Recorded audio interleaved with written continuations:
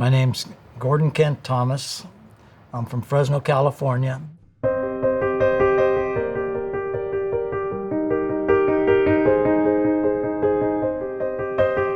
I have a wife, Deborah. We've been married since 1981. I have a son and a daughter. My daughter's 30. Her name's Dana. My son's 28. His name's Shane. I never felt that anything was really wrong, except I was tired. Kent would go to work every day, and he came home, and he would sit on the couch, which he's not a sit on the couch person, and then he would just go to bed like at 5 o'clock.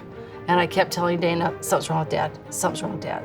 And Dana was taking his blood pressure, and it was very low, very low. And she said, we're gonna take him into ER tomorrow. And we're in ER about 7:30 in the morning. She had everything all set up, and they started testing me.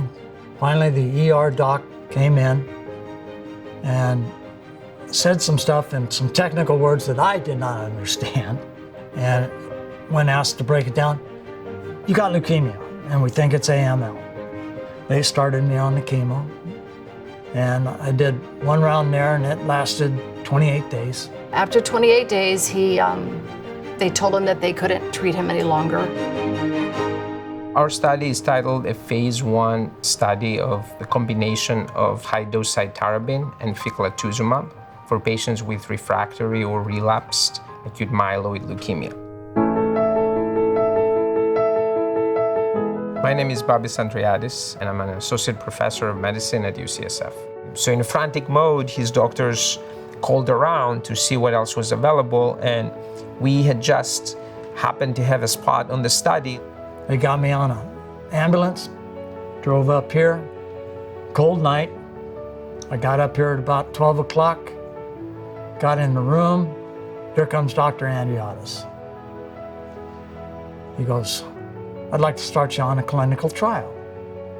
And I had no idea what a clinical trial was. And he called us to tell us that Dr. Andreadis came in and talked to him and wanted to start him on a clinical trial. I talked to my wife, talked to my daughter. At first they said, no, don't do it, do the same thing. And I sat there and I thought about it. Slept the night, prayed on it. Next morning I see his guy walk the hall. I flagged him in there and said, after considerable thought and prayer, I want to do this clinic. And that was your gateway research, which was a blessing. It was out of heaven it came. We started the treatment in the next 2 or 3 days. And whereas he had no blood counts to speak of for several weeks because of how sick he was, within a couple of weeks of starting the treatment, we started seeing healthy cells growing in his blood, which was impressive. He ended up having a biopsy that showed he was in a complete remission, that there was no trace of leukemia left in his body within a month of starting the therapy.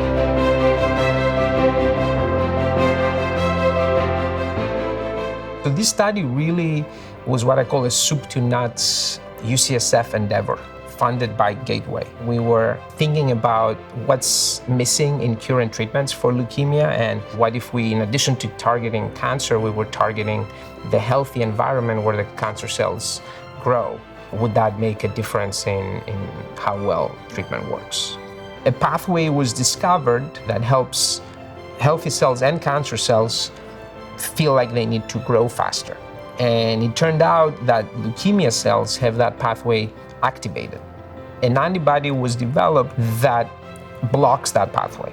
Our idea was to combine that antibody to block this survival pathway with chemotherapy to see if we can improve outcomes. We're seeing more than 50% response rates, which means 50% of people who didn't have a chance with traditional chemotherapy are now in remission. So they're leukemia-free, which is exciting. Cure as we use it today has the connotation that we're getting rid of a disease, but really the etymology of the word is from the Latin curare, which means to take responsibility for, take care of. And physicians often used it in the olden days because they took responsibility for patients even if they couldn't help them. I think today somebody who has a time and money to invest in clinical research is actually helping cure patients, in a sense that they take responsibility for a patient's life and they make sure a patient does well with the treatment, but also actually producing real cures and saving somebody's life. That medicine's coming a long way, and these grants like Gateway that do this have an insight to where medicine is going to go. We are extremely thankful to the team at Gateway for making this research possible. We clearly would not have been able to do this without their support.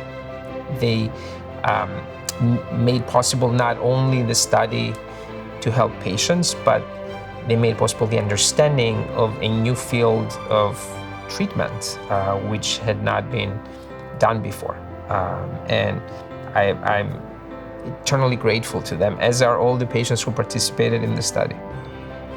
For having such a nasty disease, the experience was kind of good. I see my husband healed. I see us getting old with more grandkids. I see no cancer in our future. So I'm pretty upbeat about that spiritually and physically. I'm just very thankful that he fought and he didn't give up. And I'm very glad that that night he made the great decision to say, Dr. Andreadis, put me in the clinical trial. Very thankful.